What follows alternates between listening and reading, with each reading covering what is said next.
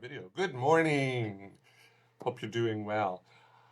What a crazy week in Hong Kong to watch movies. What a crazy week period in Hong Kong. We're still going through protests. We're now entering our 6 month of daily protests. And so what's happened now is quite a few of our press screenings have been canceled, postponed, moved, rescheduled, on again, off again, and it's been mental. So I haven't actually seen a lot of what's opening today because of all the changes. Like Frozen 2 opened yesterday. I haven't seen it. And there is one film, 21 Bridges, which also opened yesterday. I saw last night. That's a whole story as well because the screening was supposed to be, I can't remember, was it supposed to be on Tuesday, like a couple days ago, and the distributor canceled it very smartly because it was scheduled sort of like in ground, not far from ground zero, so to speak, of the latest protests. And so she canceled it, and then she sent out coupons for us all to go see it anytime this week at our leisure. So I got the coupons yesterday, looked at it, and it turns out, you can only go see it at their cinemas, and I don't live anywhere near their cinemas. And so I said, screw this. So I actually went and bought a ticket and went to see it at a competitor cinema, which was near my home last night. So, so I can talk about that one. So anyhow, but fortunately we have other options. We have Netflix and other streaming services. I'm going to talk about a couple films of those. The first one you may have already seen because it's been out for a while. It's Parasite. It's the South Korean film. I'm very late coming to this. Everybody told me for months what a great film it was, and I thought I gotta finally see this film. So I actually did watch it this week. And if you haven't seen it yet, or even if you have, you really need to you really need to see this film because this really is one of the best films of the year. Forget about foreign language films. One of the best films of the year. This is going to be in my top 10 for sure, probably even top 5. It is that good, and it's a mashup of genres. It's a comedy, it's a drama, it's a thriller, it's a little bit of everything. It's a social commentary, and the performances are all wonderful. Everybody in this film is wonderful. And so this is why everybody's raving. Everybody's seen this film is raving about it, and it's already won. It won the Palme d'Or at this year's Cannes Film Festival in a unanimous decision from the jury. They don't always have unanimous decisions. I think the last one was in 2003, and 6 years later they have a unanimous decision. So this clearly is the early favorite to take home the Best Foreign Language Film Oscar at the awards presentation next February. Maybe it'll even be up for Best Foreign Film. I don't know. Or Best Film. It's that good. So let me tell you a little bit about it. We have Kim Ki-woo, who's played by Korean-Canadian actor Choi Woo-sik. I don't know who he is, but look, I don't really follow South Korean films. But anyhow, he was in Train to Busan and he was in Okja. Both very highly acclaimed films. And he's a young man who lives in a crowded and very sort of a grotty sub-basement in one of Seoul's back alleys, along with his sister, Ki Jung, played by Park So-dam. I don't know these actors. And their parents, Ki Tak, who's played by the director's regular go-to guy, Song Kang-ho. He was in Snowpiercer. He's been in a few of director Bong Joon-ho's films. And Chung Suk, who's played by Jang Hye-jin. If you know your South Korean film, she was in the film Poetry. Now, the family struggles to make ends meet by working menial jobs. They fold pizza boxes as one of their jobs, and they scam whatever they can, whenever they can. And one day, Ki-woo, that's the son, Ki-woo's friend suggests to him that he pose as a university student, as a university graduate, to take over his job as an English teacher to the daughter of a very wealthy couple, while he, the friend, goes overseas to study. Now, after Ki Jung, the sister, fakes a diploma for her brother, a university diploma for her brother, she forges one, Ki-woo heads off to the Park family's spacious and immaculate home located high up on a hill in the upscale part of the city. So you sort of get this, the Kims live down, down, down, and the Parks live up, up, up. very extreme. So he goes to meet Choi Young-jo, who's played by Cho Yo-jung. She was in the film Obsessed. She's the beautiful but naive park matriarch. And she's impressed with Ki-woo's academic credentials and his seemingly upper middle class upbringing. So she hires him on the spot. And then after the daughter's very successful first lesson, she asks Ki-woo to recommend to her an art teacher for her son, her young son. Now Ki-woo does, and Ki-jung arrives, the sister arrives the next day posing as Ki-woo's friend's cousin's art therapist. So it doesn't take long before the whole Kim family is working for the Parks, but the Parks don't know that the Kims are all related to each other. And their plan goes exceedingly well until the Parks' former housekeeper arrives on the scene and threatens to expose the Kims' parasitic scam. So there's where Parasite comes from. So they're a bunch of parasites. So that's what the film's about. Now, the first half of Parasite is wickedly funny. It's a wonderful takedown of South Korea's 2%ers as the Kims creatively insinuate themselves into the Park's lives. To their credit, the director Bong Joon-ho, he never resorts to buffoonish characterization or camera mugging that plagues many films coming from this region. The Kims are smart, they're sympathetic, they're completely relatable, even as they do horrible things to the unsuspecting Parks. Then the film suddenly takes a sharp left turn in the third act, and it turns very dark. And just as it looks like that proverbial runaway horse is going to head over that cliff, Bong shows his mastery and holds the reins tight, bringing the story to a well-earned conclusion. Like I was really enjoying the first half of this film, the first two acts, because it's just so wicked. And then it just goes dark, and I'm thinking, oh, this is going to be bad. This is because I could see where it was going to go, and I'm thinking, oh, no, don't go there. But it goes there, and it does it. He nails it. So this is really just really well crafted, well written, and well directed, well acted film. Well shot, too. Now, with its very timely message of the growing gap between rich and poor in many industrialized countries, here too as well, and the false sense of entitlement that often comes with being wealthy, here too as well. It'll only be a matter of time before Hollywood remakes this film. They probably will ruin it, so make sure you see this film. This is absolutely brilliant. This is called Parasite from South Korea. You've probably seen it. Hopefully you agree with me. Let me know what you think about it. I'd love to hear. But if you haven't seen it yet, really make an effort to see it. Parasite. It's been out for, I think, it premiered did it premiere at Cannes? Yeah, I guess it must have premiered at Cannes, so in May. So it's been out since May, and it's I think it's still playing here in Hong Kong, in fact. But check it out wherever you are. Great film. Okay, second film I want to talk about is a Netflix film called Paddleton.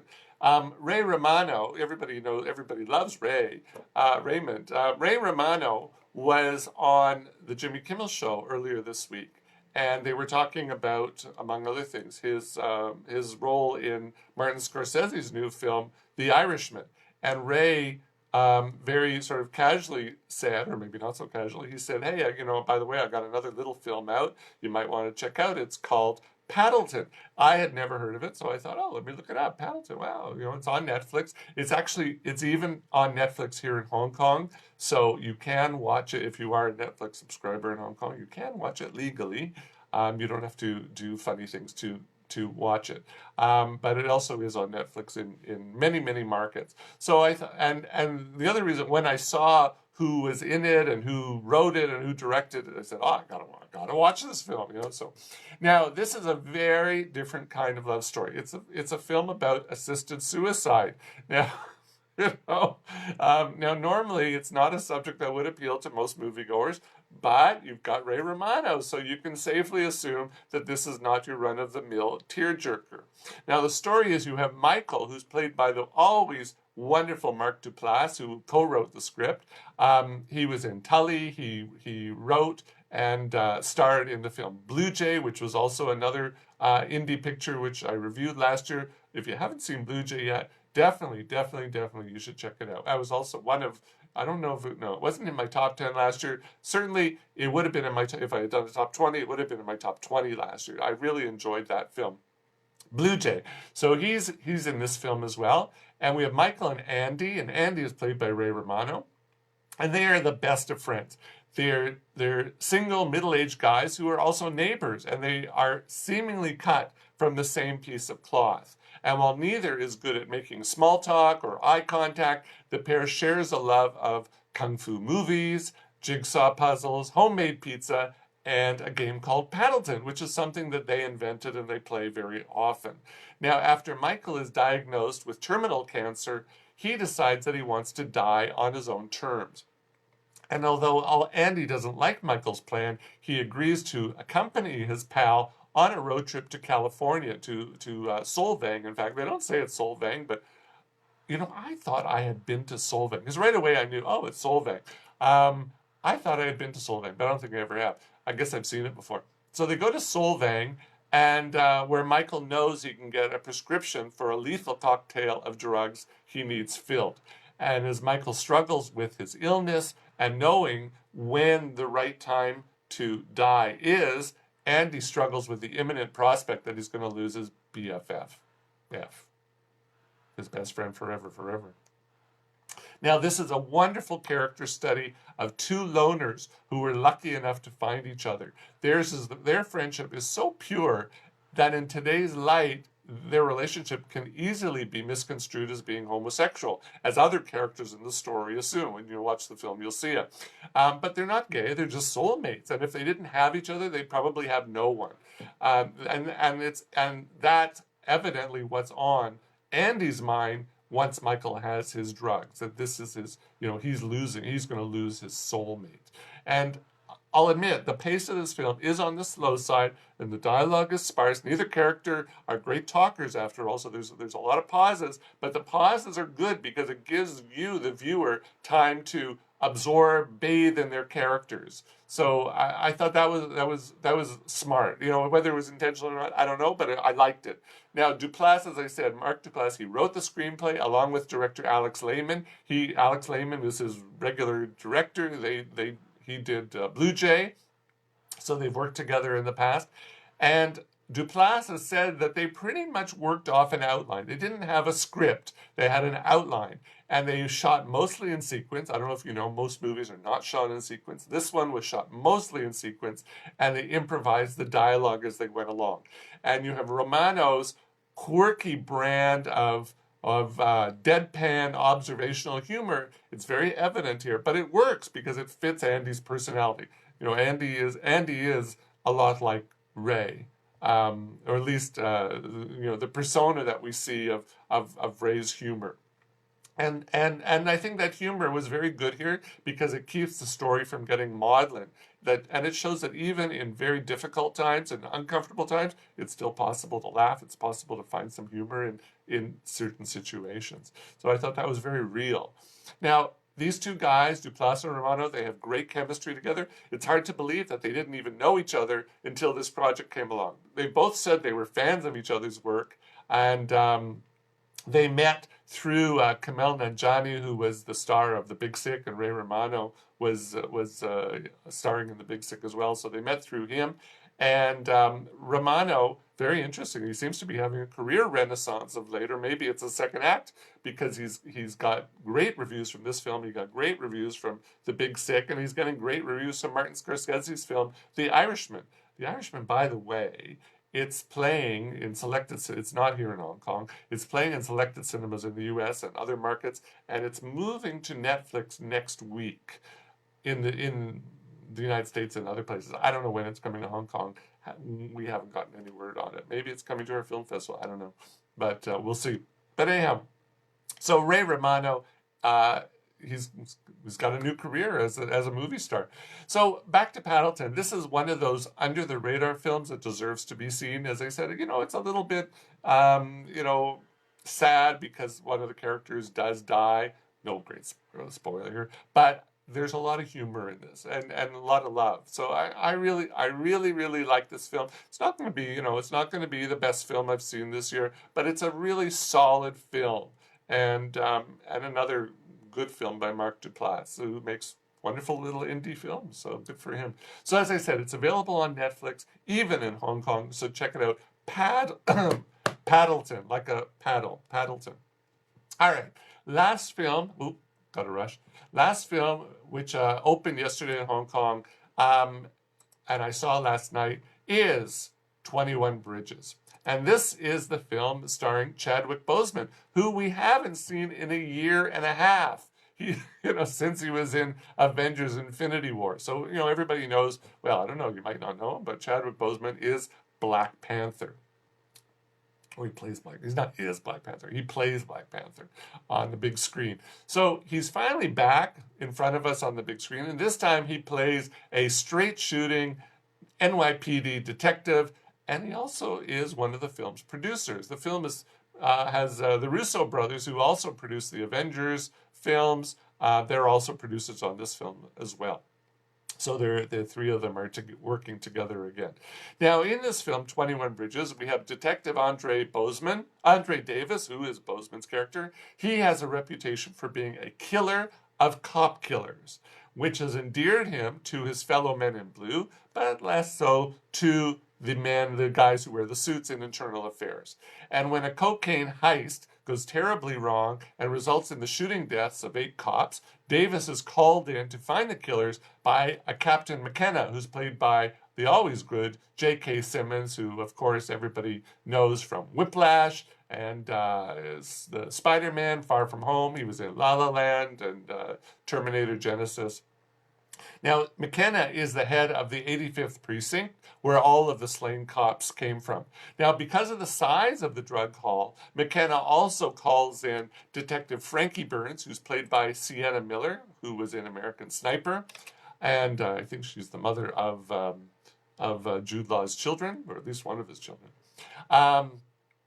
She's a narcotics agent, and he calls her in to assist Davis. Now, Davis reasons that the killers, who are quickly identified as Ray Jackson, played by Taylor Kitsch, people would know him from TV's Friday Night Lights, and Michael Trujillo, played by fellow Torontonian Stephen James, who was in If Beale Street Could Talk, and he was in Race, he was the star of Race, he was in Selma.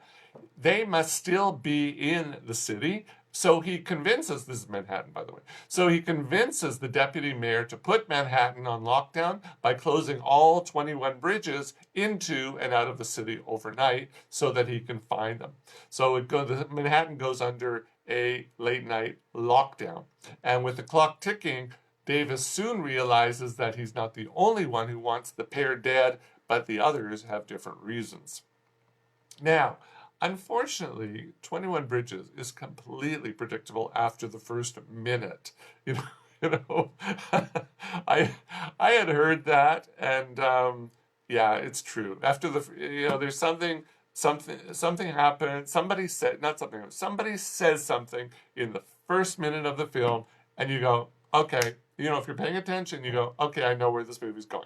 And it goes there. So unfortunately, that was not smart on the writer's part. Now, there are a couple twists and turns during the course of the story, but they're foreshadowed so poorly, or perhaps so blatantly, that when they do finally arrive, all you can do is yawn or just go, there's no surprise there, because after the first minute, everything, and it just goes there. But now here's the good part. This film is far from being a total snooze fest, thanks to the performances of Boseman and especially James. I'm not saying that because he's a fellow Torontonian, but I like the guy. You know what? He gets better with every role he's got. These two guys made this film better than it deserved to be. And with a better script, this could have been a really good film. But as it is, it's a very average film, and it's not a very memorable one. Well, actually, cancel that thought, because there is one line that Boseman gives about diction that's very memorable. Now, unfortunately, it went over the heads of most of the people in my audience, presumably because it didn't translate that well into Chinese. Assumingly, I was the only non-Chinese in the audience, so I'm the one who's following English. They're probably all reading the subtitles. I don't know, but I was the only one who laughed. That's the only good line in the movie. But other than that, completely forgettable film, which is rather unfortunate. So my bottom line of this was don't wait. Don't bother going to the cinema to see this one. Wait for it to come to a streaming service or an in-flight entertainment system near you. And it won't be, you don't have to wait a year and a half for it. It'll get there very quickly. It's a very, it's an, I don't want to say it's disappointing, because it's not disappointing. It's an underwhelming film. That's what I'll say about it. 21 Bridges. That's it. So I haven't seen Frozen 2. That also opened yesterday. I don't plan on seeing it because I didn't see Frozen 1. So I don't have anything to tell you about it. But that's it. Hopefully next week I'll have some films to talk about. I honestly don't. I never know. And then the week after I'm going to the Macau Film Festival. So, I can probably do the review from there. I got to think about that one. Maybe, okay. Got to think about that one. Week after Macau Film Festival. But next week I'm back here in my office. Have a good weekend. Have a good week. Take care.